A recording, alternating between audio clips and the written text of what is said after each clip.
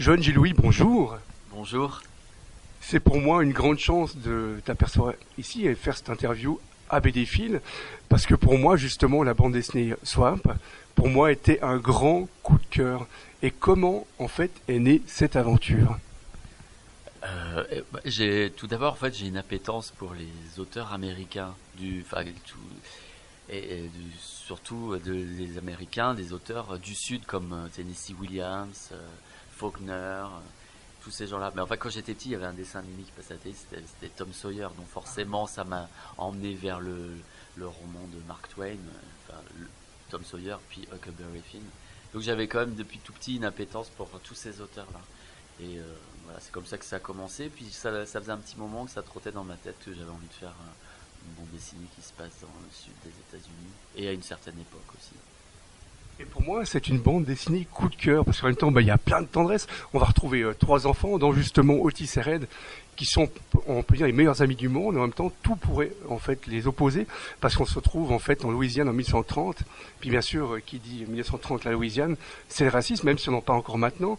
Mais c'est vrai que c'est des enfants où tout pourrait les opposer. Et ils font les 400 coups ensemble.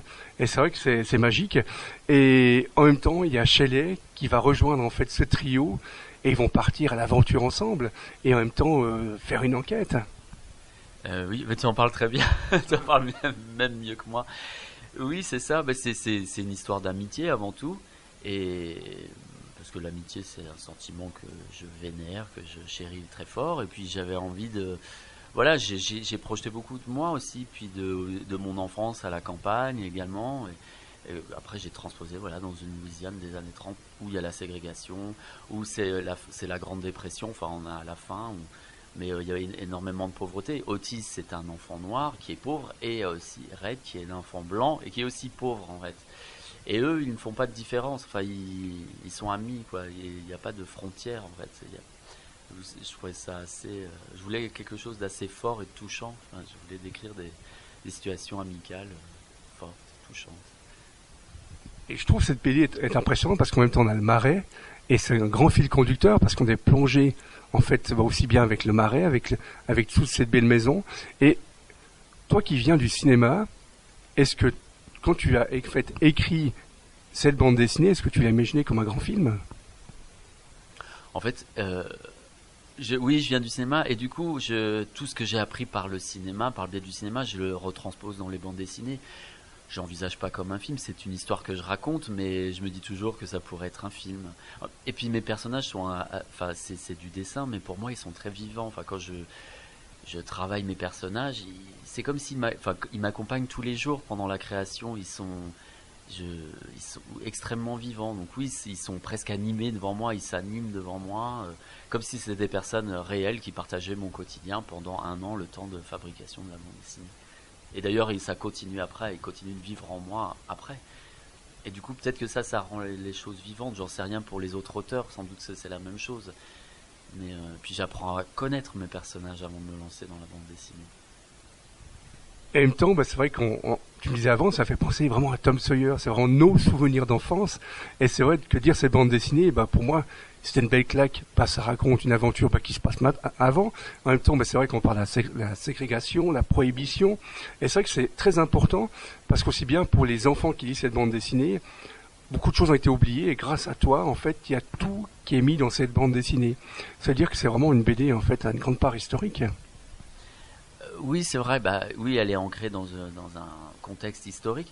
Après, je voulais pas que ça soit appuyé en fait. C'est-à-dire que ça parle de façon sous-jacente du Ku Klux Klan, mais je le montre pas comme une menace en fait, parce que le racisme, il est aujourd'hui encore, il est là, et c'est latent. Enfin, c'est une menace qui est assez effrayante parce qu'on ne la voit pas forcément arriver. Et donc, je voulais pas faire un livre historique.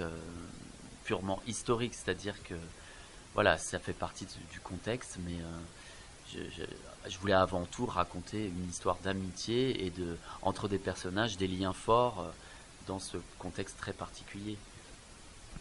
C'est vrai qu'en même temps, Shelley amène beaucoup de choses parce qu'en même temps, c'est une jeune fille, on peut dire riche par rapport à nos deux héros, et en même temps, elle est malade. Ça veut dire que on peut tout avoir et en même temps avoir une maladie qu'on voit pas forcément. Et je trouve que ça renforce ce trio. Oui, c'est vrai, puisque Shelley arrive dans cette petite ville pour l'été. Enfin, elle est là de manière. Enfin, elle va être là juste pour l'été seulement. Mais moi, dans ma tête, je la vois pas riche. Je la vois riche plutôt intellectuellement avec sa mère, puisque sa mère, enfin, on comprend qu'elle est un peu sans le sou. C'est une chanteuse qui n'a plus de contrat et qu'elle est là parce qu'elle vend des choses dans la maison. Elle dit on va vendre 2, 3 trucs pour se faire un peu d'argent. Il y a bien, elle dit des cochonneries, il y a bien un peu d'argenterie à revendre, tout ça. Mais ils sont riches parce que ils sont riches intellectuellement parce qu'ils arrivent de la ville et qu'ils ont des connaissances différentes, mais ils ont un cœur aussi. Et en ça, ils sont riches, ils ont une ouverture d'esprit. Pour elle, il n'y a pas de problème de faire entrer Otis, l'enfant noir, dans la maison. Alors que dans les villageois, les gens qui ont de l'argent, les autres, pour eux, ça leur pose problème. Ils ont une ouverture d'esprit et c'est ça, en fait, qui fait leur richesse. Ils ont voilà, il y a une bienveillance, et puis ils sont un peu excentriques, donc eux aussi ils sont un peu en marge quelque part. Et Shelley, elle a cette particularité, oui, d'avoir un cœur malade, voilà. Donc elle a aussi, elle, sa propre particularité. Chaque personnage apporte son lot de qualités, de faiblesses, etc. Et c'est vrai, comme tu dis, la maison faite de Shelley, la maman, elle est impressionnante parce que elle vient d'un milieu où tout est raciste, et en fait, on a l'impression que c'est un oasis au milieu de ça. Elle accueille en fait ses 2 enfants, elle fait pas de différence. Et c'est vrai que c'est un côté que j'ai beaucoup aimé. C'est vrai que c'est magique par rapport à cette époque-là. Oui, parce que je voulais qu'il y ait quand même une note d'espoir, en fait, parce qu'il y a des personnages qui sont aussi très sombres dans la bande dessinée. Je veux pas trop dévoiler, mais c'est vrai que c'est un milieu extrêmement raciste, donc c'est pas bien vu que Otis et Red jouent ensemble. C'est même dangereux, en fait.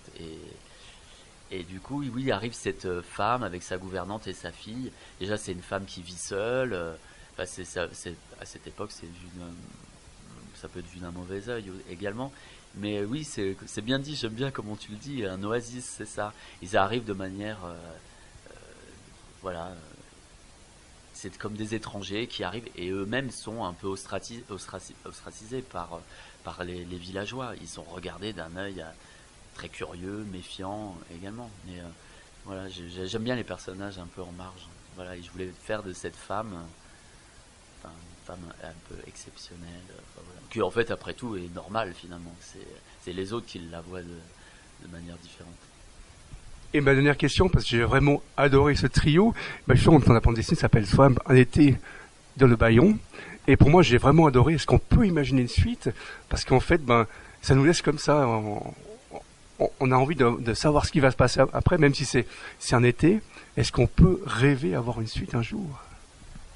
Bah peut-être, enfin j'y avais pas pensé, mais l'autre jour il y a une libraire qui m'a fait la réflexion. Je me suis dit oui, pourquoi pas. En fait c'est une fin qui est assez optimiste aussi, ouverte, enfin qui donne de l'espoir en l'humain en fait. Enfin je trouve que dans cette bande dessinée on est au cœur de l'humain. C'est ça qui m'intéresse, c'est de décrire une atmosphère, de décrire des sentiments, voilà, et de montrer que l'âme humaine n'est pas forcément que noire, que sombre. Voilà, et il y a quand même une note d'espoir et on imagine que voilà, les personnages vont continuer à vivre leur histoire avec. Ils ont grandi durant cet été-là, les personnages, chacun de leur côté, à leur façon, en se côtoyant les uns les autres. Ils se sont beaucoup apportés, c'était nourrissant. Voilà, donc peut-être. De toute façon, il n'y a jamais de fin à une histoire en fait. C'est toujours une parenthèse, un morceau, un instant. Enfin, et moi, j'ai choisi cet instant, c'était l'été.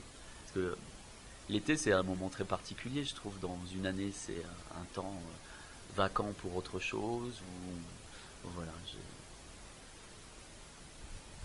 Je te remercie beaucoup, Johan Giloui, et au plaisir de relire tes aventures.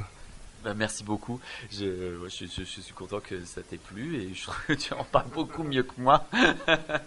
C'est toujours bien d'avoir les impressions des autres parce qu'on est tellement dans le livre que du coup, oui, ça ne nous appartient plus après et je trouve ça très beau d'entendre les autres en parler. Je te remercie.